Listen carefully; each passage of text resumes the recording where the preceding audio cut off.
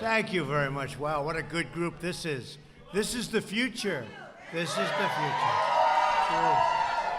That's true. The First Lady and I are thrilled to host so many friends and pastors and government leaders, and our stage is being filled up with a bunch of winners like you, because I know you for a long time, Bob. And I want to thank you very much. Special guy, special friend for a long time. To be at the White House to celebrate African American History Month. Big month. Do you like the White House, right? This is the place, right? You know that.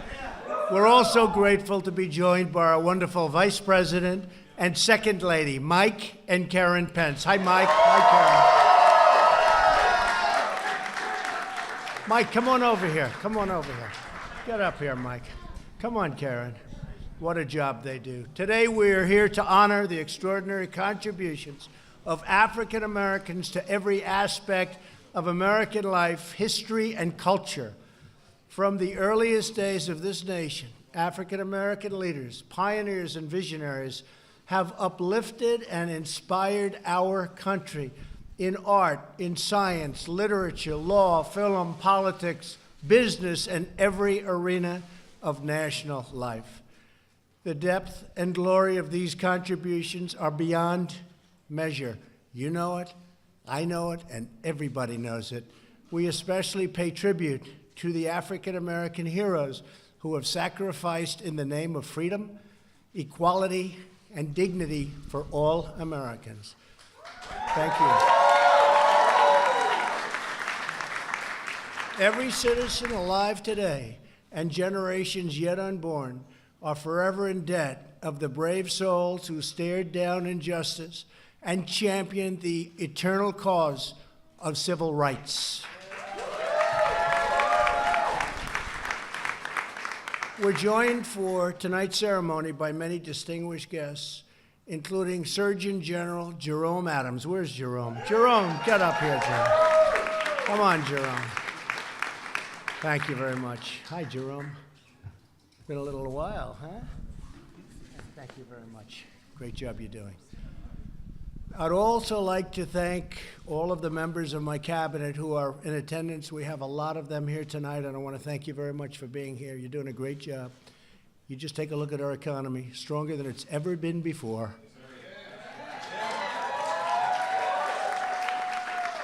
And by the way, as you've been hearing me say, African American unemployment is at an all-time low, historic low.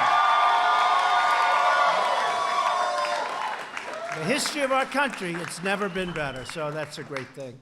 Thank you all as well to the young African American activists who are here today. You are really and truly the leaders of the future, and get in there and no doubt. Since the beginning of our republic, African Americans have given their heart, their love, and their very lives to the pursuit. And you know this better than anybody. You have worked so hard. I guess when you get right down to it, we're all working very hard. But the pursuit of liberty and justice for all. During the Revolutionary War, African American soldiers fought at the Battle of Yorktown and helped our nation gain independence.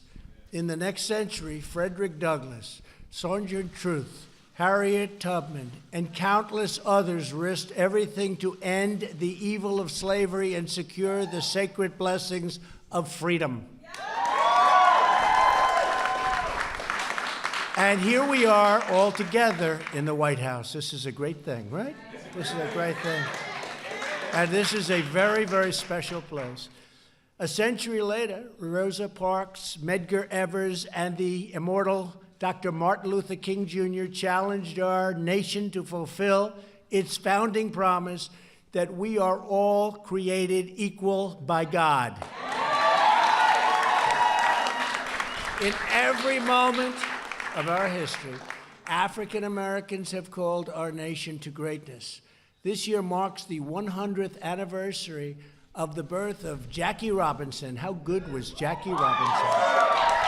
How good was Jackie? As a baseball fan, Jackie was special. He had to be special because that was not an easy journey for Jackie. He was a special man. His courage on the field and off the field stands as an everlasting monument to the triumph of the human spirit. African-American scientists, artists, musicians, educators, faith leaders, and countless others have lifted our nation to absolutely incredible heights. Today, we thank God for all of the blessings the African-American community continues to give our nation, and we pledge our resolve to expand opportunity for Americans of every race, religion, color, and creed.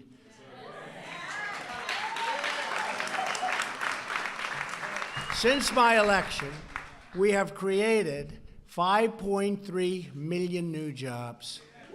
People thought that was, and I tell you, I'm very proud of it being the lowest ever in the history for African Americans, but today, right now, we have the most people working in the history of our nation, almost 160 million people. We've never had that many people working.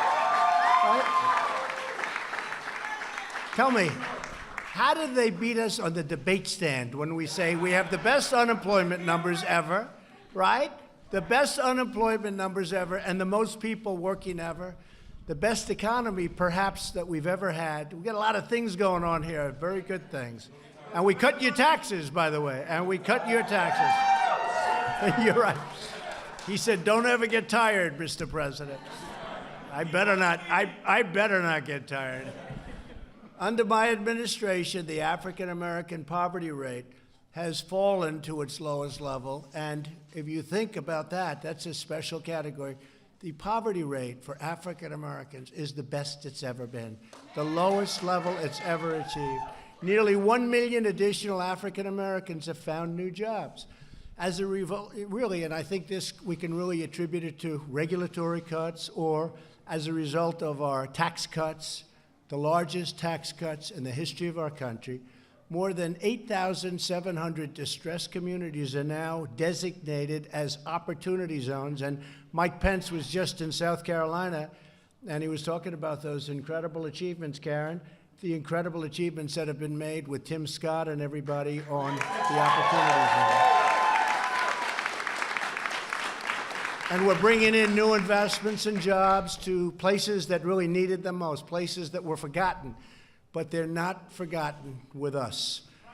Through our pledge to American workers, we've secured private sector commitments to provide 6.5 million new jobs and trading opportunities, and that also is an absolute total record. That one is an easy one by a lot. Just months ago, we passed groundbreaking criminal justice reform.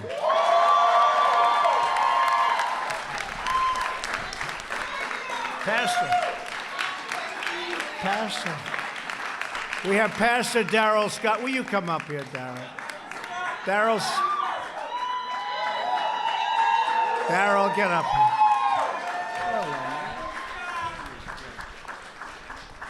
He's always defending me on television, and I'll tell you. You want somebody to defend you, this is about as good as you can get.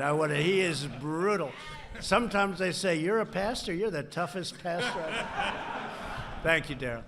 This long-awaited legislation reform, and it's really the sentencing laws, and nobody thought we could get this done. We worked with conservatives and liberals and those in the middle. We worked with a lot of people, and we got it done. Nobody thought this. They've been trying to get this done for 25 years, but we got it done. Criminal justice reform. The laws are disproportionately, as you know, they harmed African-American communities and far, far greater than anybody else.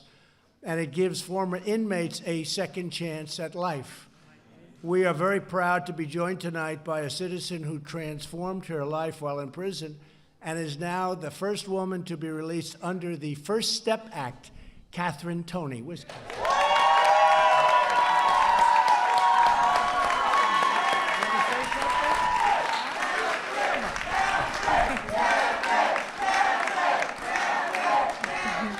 Yes, I just want to thank the president and everybody that worked so hard, Jared, for working so hard on this prison reform First Step Act, because if it wasn't for them, I wouldn't be standing before you all today. with my daughter and my granddaughter. I've been incarcerated for 16 years, and it took the president and Jared and the Can Do and the Cut 5 and everybody else to free me. And I'm so thankful. I'm so thankful to them, and I'm so thankful to God for the opportunity to be standing before you all. And thank you again, Mr. President.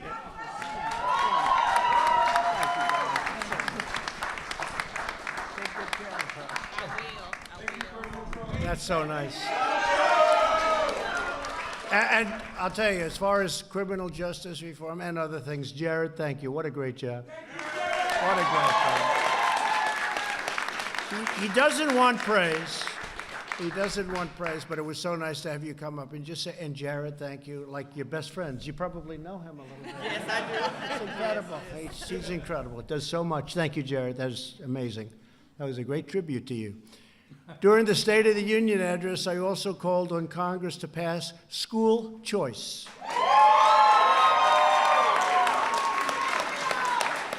No child should be trapped in a failing school that stands in the way of their dreams. Every citizen of every background deserves a government that puts their needs first. Like your hat, right? I like that hat. Here with us today is an incredible leader.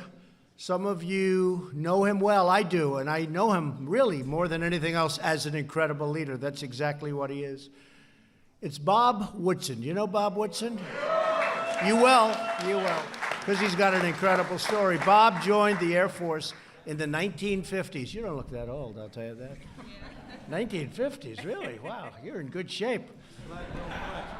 I want to talk to him later, find out what's going on. While he was stationed in the Deep South, he confronted discrimination firsthand. He then became a civil rights leader, met Dr. King, and was jailed for leading a very peaceful protest. As Bob puts it, even when defeat was all around us, it was not in us. I like that. That's beautiful, right? That's beautiful. Over the last 50 years, Bob helped found social enterprise movements and to restore jobs, dignity, and hope within the heart of very, very distressed communities. Bob, I want to thank you very much. You are a very special man, and having you at our place in New Jersey for a little while, and you helped me so much with making a couple of our good choices. We really appreciate you being here. Thank you, Bob.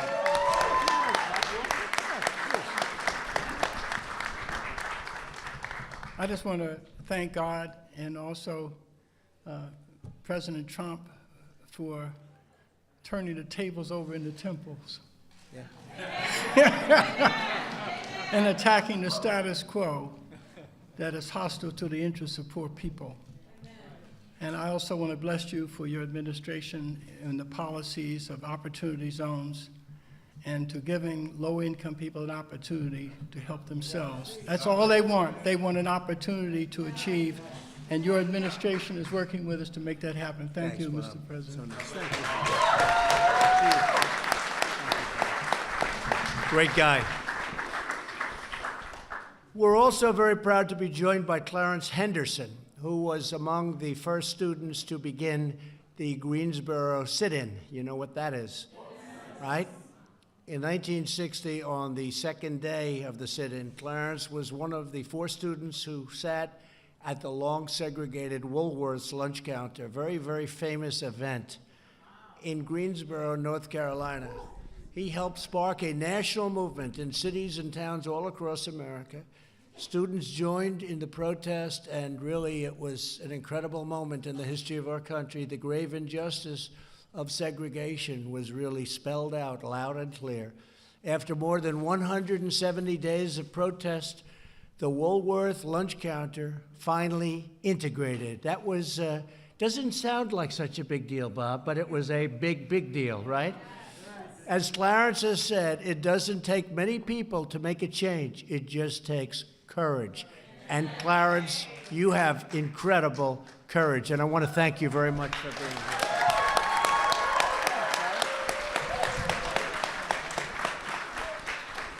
I I am delighted to be here with the president. You know, Nehemiah was told by God to build a wall, and that's what you're doing. Amen. It is indeed a pleasure to be here with you this evening and to share this great hour and this great time. I continue right now with the Frederick Douglass Foundation for the State of North Carolina and the President, and we're still moving forward to change America and make America great again. Thank you. Thank you very much. Thanks, Larry.